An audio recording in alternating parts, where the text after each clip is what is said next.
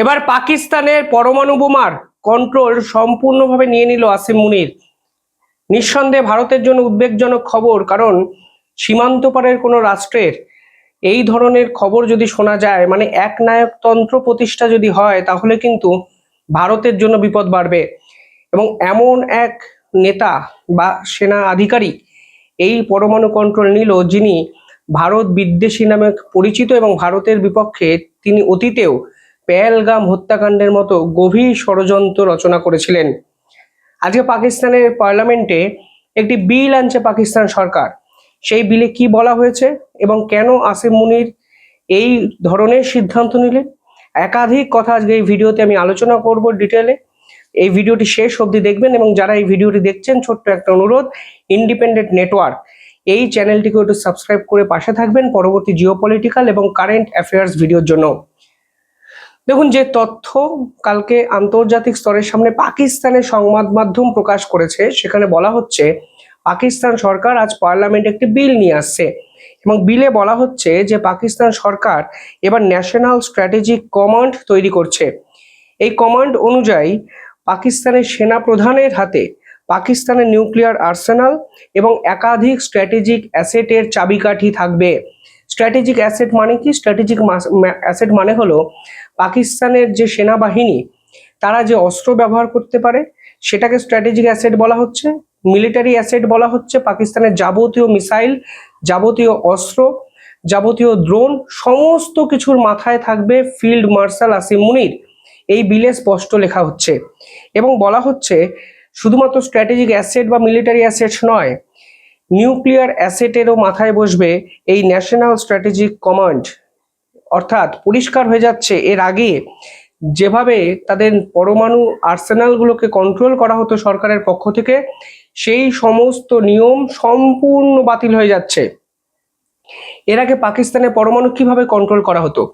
পাকিস্তানের একটি কমিটি ছিল, যে কমিটির নাম ন্যাশনাল কমান্ড অথরিটি অর্থাৎ এনসিএ।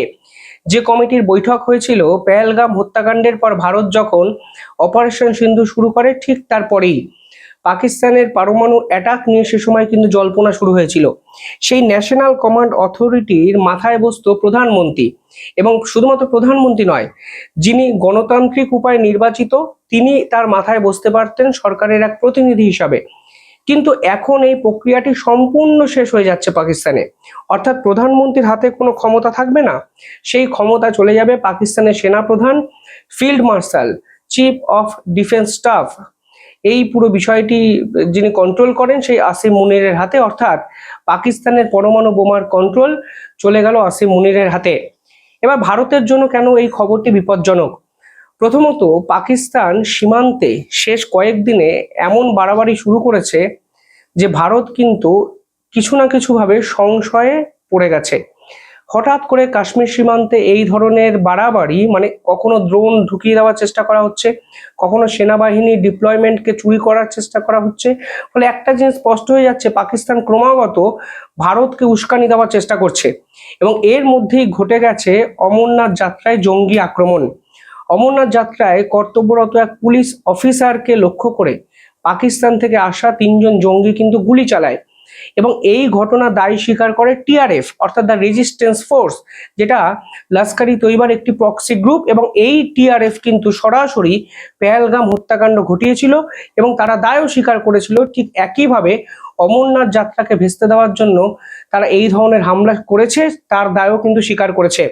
অর্থাৎ পাকিস্তানের সেনাপ্রধানের নেতৃত্বে আইএসআই এবং এই ধরনের জঙ্গি সংগঠনগুলো একত্রিত হয়ে ভারতকে ডিস্টার্ব করার খেলা কিন্তু ফের শুরু করেছে। তারও কিন্তু নির্দিষ্ট কিছু কারণ আছে। এই প্রেক্ষাপটে দাঁড়িয়ে সে দেশের সেনাপ্রধান যদি পরমাণু কন্ট্রোলের সম্পূর্ণ অংশটি নিজের ক্ষমতায় নিজের দিকে নিয়ে নেয়, তাহলে কিন্তু যে কোনো মুহূর্তে ভারতের দিকে হানাদারি আক্রমণ নিয়ে আসতে পারে। কারণ আসিম মুনির বুঝে গেছেন যে তাকে কন্ট্রোল করার আর কেউ নেই। পাকিস্তানের পক্ষ থেকে এই মুহূর্তে এই ধরনের ইনিশিয়েটিভ কেন নেওয়া হচ্ছে, এটা বোঝা ইম্পর্টেন্ট। তার আগে আরো একটা গুরুত্বপূর্ণ কথা এখানে বলে দিই, পাকিস্তান সেনাবাহিনী হঠাৎ করেই তাদের স্যালারি কিন্তু 25% হাইক করে দিয়েছে। অর্থাৎ সেনাপ্রধান আসিম মুনির সেনাবাহিনীর সদস্যদের খুশি রাখতে চাইছেন। যখন বৃহত্তর কোনো রাষ্ট্র এই ধরনের পদক্ষেপ নেয়, তখন স্পষ্ট বোঝা যায় তখন সেনাবাহিনীকে ভবিষ্যতে খুব দূরে নয়, খুব কাছাকাছি একটি সময়ের মধ্যে কাজে লাগানোর পরিকল্পনা করছেন সেনাপ্রধান। নাহলে হঠাৎ করে স্যালারি 20% হাইক কেন করে দেওয়া হবে, সেটাও কিন্তু আজকের দিনে দাঁড়িয়ে সব থেকে বড় প্রশ্ন। ফলে এই মুহূর্তে দাঁড়িয়ে পাকিস্তান সেনাপ্রধান আসিম মুনির ভারতের বিপক্ষে বড় সড়ো কোনো পরিকল্পনা করছে, তা এক প্রকার নিশ্চিত হয়ে যাচ্ছে একের পর এক ঘটনায়। কখনো সীমান্তে ড্রোন ঢুকিয়ে দেওয়ার চেষ্টা, কখনো অমরনাথে জঙ্গি আক্রমণ, কখনো সেনাবাহিনী 25% হাইক করে দেওয়া নিজেদের দেশেরই, কখনো পরমাণু কন্ট্রোল নিয়ে নেওয়া। ফলে সব ডটগুলো যদি জোড়া লাগান তাহলে বুঝবেন ভারতের কিন্তু সংশয় এবং চিন্তা দুই বাড়ছে।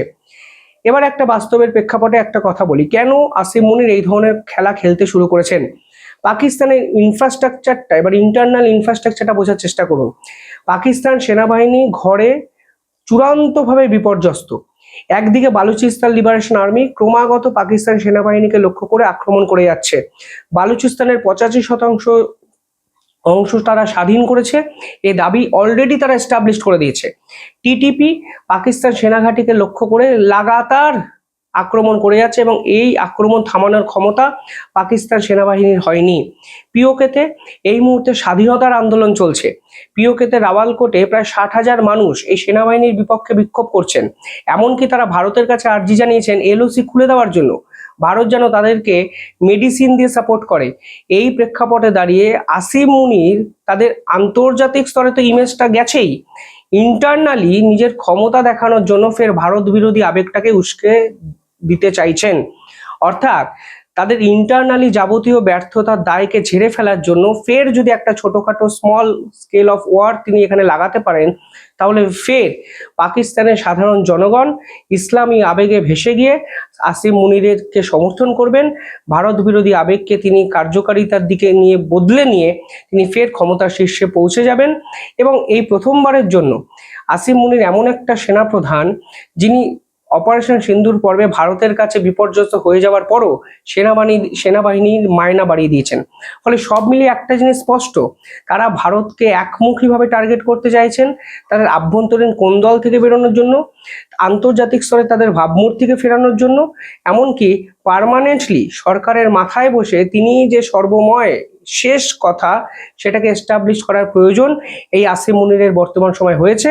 এবং এই জন্য তিনি এই সংশোধনী বিল এনে নিউক্লিয়ার আর্সেনালের দখল শুধু নিলেন তা নয়, লাগাতারভাবে ভারতকে শেষ 1 মাস ধরে উস্কানি দিয়ে যাচ্ছেন একটা ছোটখাটো যুদ্ধ লাগানোর জন্য। ভারত কিন্তু অত্যন্ত বুদ্ধিমত্তার সঙ্গে পুরো বিষয়টাকে মেনটেন করার চেষ্টা করছে, কারণ ভারত জানে ছোটখাটো যুদ্ধ হোক আর বড়সড় যুদ্ধ হোক, আলটিমেটলি যুদ্ধে অর্থনৈতিক যে ক্ষতি হয় সেই অর্থনৈতিক ক্ষতি এই মুহূর্তে ভারত এফোর্ড করতে চাইছে না।